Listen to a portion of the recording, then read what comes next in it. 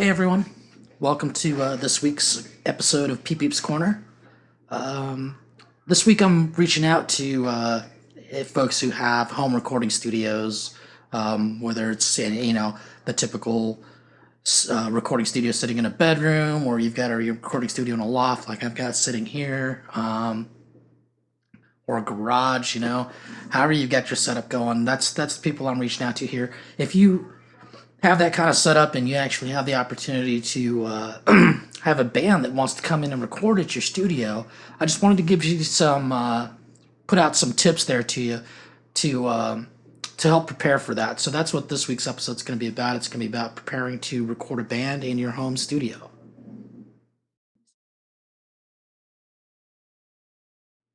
So the first thing I want to talk about is communication, and communication is key for any project, really. Whether it's some kind of business project that's going on, or just family projects, planning a trip, or having a band come to record in your studio. Communication's key, and so you want to stay in constant contact with the band. Making sure they're on the same page as you as far as what's to be expected when they get to your studio to do recordings, what songs you plan to record, even what order you plan to record them in, so that they can get themselves in the right mindset when they show up, and it'll just kind of help smooth things along. You want to talk about schedules and make sure schedules are working for everybody right up to the last moment. In my case, I've been working with a band called Longshot, and they're out of Phoenix. They'll be coming up in a couple weeks, and I plan to actually document the whole thing and use that experience to put some tips and tricks out for you guys as well. So it won't just be a recording session, but it'll be hopefully a teaching kind of session for everybody out there and myself. So remember that communication. Whether it's email, telephone, text messages, however you want to do it, whatever you're comfortable with, whatever the band's comfortable with, get that out there, and make sure you're focusing on that initially. That should be your main concern when you're dealing with trying to get a project to run smoothly.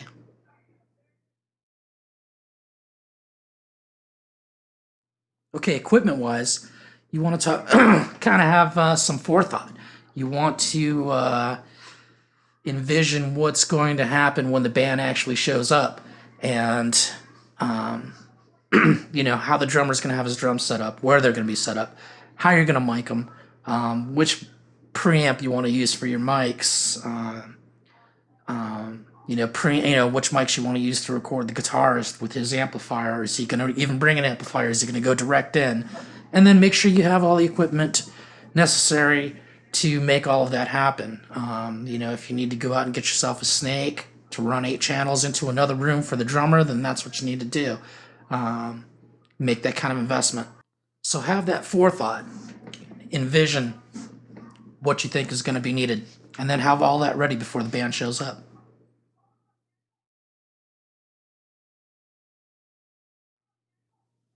Okay, where your DAW is concerned, your digital audio workstation, whatever you prefer to use, whether it's Pro Tools, Logic, Cubase, any of those, whatever you're using to record the band with, or however you're doing it, you want to kind of figure out if there's a way that you can set up a template. And I'm going to put a whole episode together next week on setting up templates for your DAWs, so I don't want to get too deep into it right now.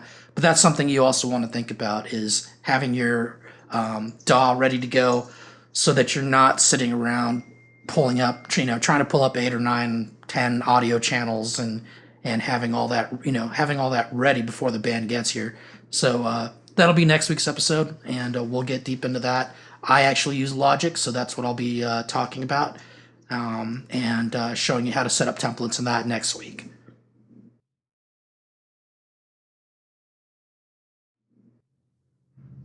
Okay, when it comes to documentation, there's a lot of different ways you can do it. You can grab yourself a book and just, a little notebook or a practice book, and make notes in there manually if you want to do that. I do that still, and there's certain things that I like to have written down, and I do that in a practice book. But I also break out my phone and record videos of how you have the drum mic set up, how you mic the guitarist cabinet, and use that for reference whenever they decide to come and record again for you. You'll know where you had your mics placed, what your DAW settings were, take snapshots of all that kind of stuff. So documentation is definitely key, and I don't want to get too much into the monetary portion of it. That's something that everybody else is, each person is going to have to kind of figure that out on their own. Everybody charges differently. Everybody, whether works on contracts, you work on a handshake, however you work with your band, you work that out for yourself. But documentation of the process, how you're going to do it, why you did it that way, which mic choices you made, all of that's important. So keep records of all that.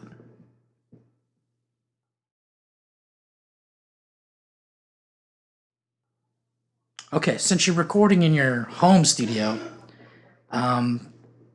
you probably don't have the best sound reinforcement sitting around. If you do, great, that's awesome. If you've got a real quiet room where a drummer can go into and you can't hear him outside of your house, awesome.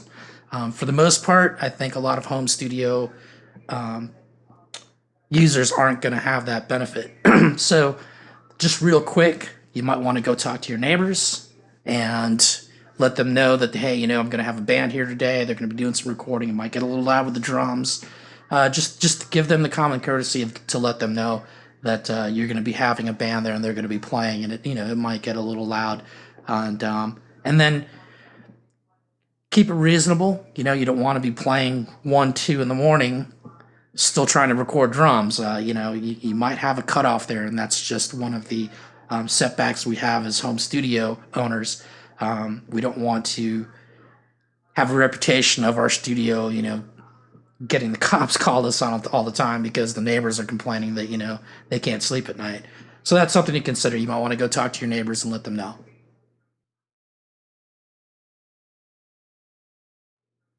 All right, back to the communication part real quick. While you're communicating with the band, you might want to make sure that they are finding some time to practice together and practice the songs together. That makes it a lot easier when they actually do come into your studio.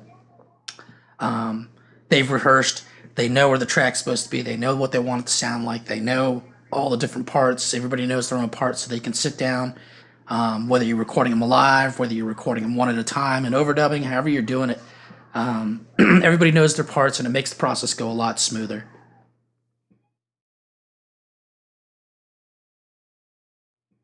Okay, now aside from the recording process itself, there's other things you might want to take into consideration if you have, either you can even do it with your phone.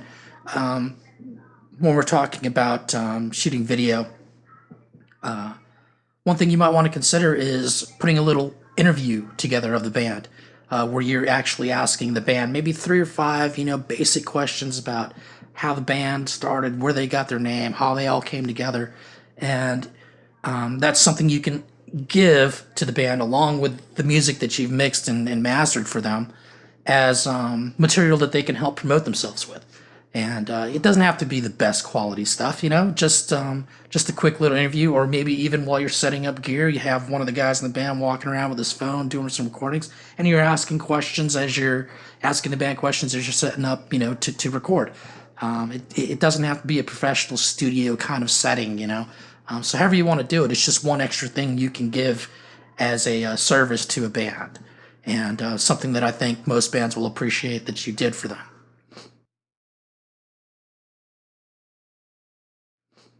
And just some real quick stuff about your responsibility and your role when you do have a band come to your studio. And you want to set this expectation before the band even comes in and does any work with you. And that's whether you're going to be acting as the sound engineer only, and the band knows what they're looking for and how they want their songs done, or if they want you to play the role of producer as well. And if that's the case, the best advice I can give you is go online, read up what the role of a producer is, read up on what the role of a sound engineer is and a mix engineer and how they are supposed to work with a band. Some bands may be comfortable with you playing both roles. Some bands may not want you to have any production input at all, other than sound mixing, of course. But they may want to do things their way, and a lot of times you have to grit your teeth and go with it. You may not agree with everything the band wants to do or the way they want their guitars to sound, but that's your role as a producer slash sound engineer slash mix engineer slash mastering engineer. If you're that jack of all trades kind of home studio owner, know your role with that band and set that expectation early so that there's no grief from either side, and you can go smoothly doing what you want to do. Like I said, as a sound engineer, whether you like it or not, the guitarist may want his guitar to sound a certain way, or the bass player may want to have his bass sound a certain way, or the vocalist may want to do something weird to his vocals that you don't particularly think fits the song, but you go with it anyway because that's what the band wants. And at the end of the day, that's what your role is to do. Whether you're a producer or a sound engineer or a mix engineer, doesn't matter. At the end of the day, your role in any of those shoes that you're trying to fill is to give the band what they want and make them happy with the product that you give them when everything's said and done.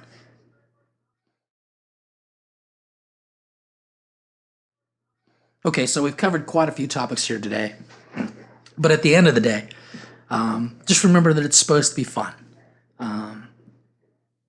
You can be passionate about something. I don't like particularly using the word, serious, or using the term serious but fun. I like to say passionate but fun. And that's what it should be. Everybody should have a passion for what they're doing in the project. Everybody has their role to play, and they're happy to do it.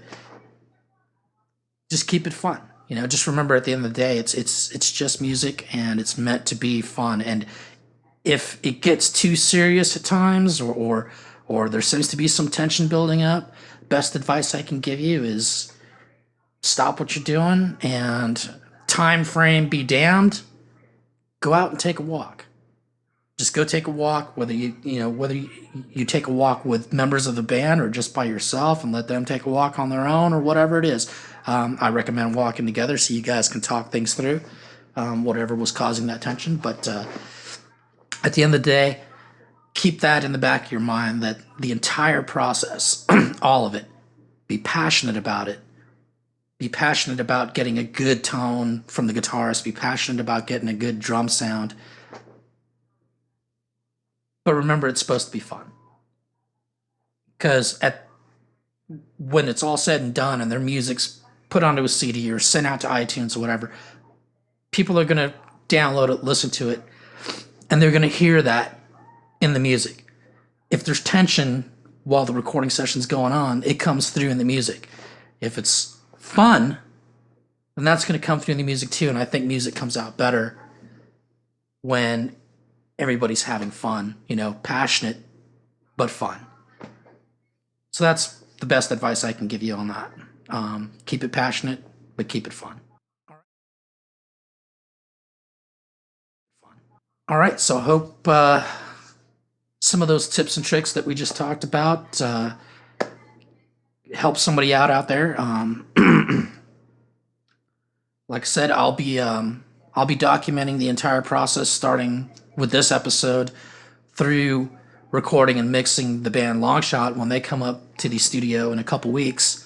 I'm looking forward to it. I know the guys in the band; they're fun. I'm actually going to do an interview with them, and it should be a good time.